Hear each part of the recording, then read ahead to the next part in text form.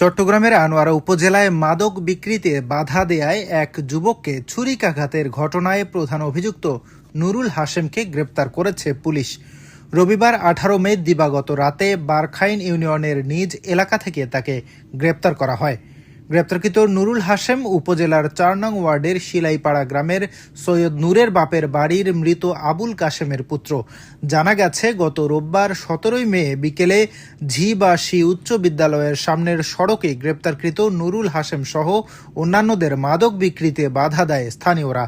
এ সময় উভয়ের মাঝে বাকবিতণ্ডার এক পর্যায়ে মাদক বিক্রেতারা স্থানীয় দেলোয়ার হোসেন শামীমকে ছুরিকাঘাত করে গুরুতর আহত করে এবং এলোপাথারি মেরে রক্তাক্ত জখম করে।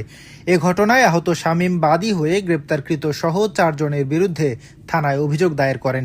এ বিষয়ে আনোয়ারা থানার ভারপ্রাপ্ত কর্মকর্তা ওসি মোহাম্মদ জুনায়েদ চৌধুরী বলেন, আপনারা জানেন আমাদের আনোয়ারা থানায় আমাদের বর্তমান সরকারও মাদকের বিরুদ্ধে সোচ্চার এবং আমাদের মাননীয় ডিআইজি স্যার আমাদের নতুন যোগদান করেছেন এসপি স্যার সহ মাদকের বিরুদ্ধে আইন শৃঙ্খলা পরিস্থিতির সম্বন্ধে অবগত এবং আইন শৃঙ্খলা নিয়ে কোনো জিরো টলারেন্স থাকবে, কোনো ছাড় নয়।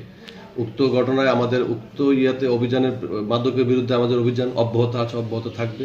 এই অভিযানের প্রেক্ষিতে এলাকাবাসী একজন ফেসবুকে স্ট্যাটাস দিয়ে মাদককে কেন্দ্র করে ওই স্ট্যাটাসকে দেখে ক্ষুব্ধ মাদক ব্যবসায়ী ওই ব্যক্তিকে ছুরিকাঘাত করে। আমরা এই অভিযান করে ওই ব্যক্তিকে আমরা গ্রেপ্তার করে থানায় নিয়ে আসি। তার বিরুদ্ধে নিয়মিত মামলা হচ্ছে, তাকে জেলাতে প্রেরণ করা হচ্ছে। আমাদের এই অভিযান অব্যাহত থাকবে। মাদক, সন্ত্রাস, চাঁদাবাজ সবার বিরুদ্ধে আমাদের অভিযান চলমান।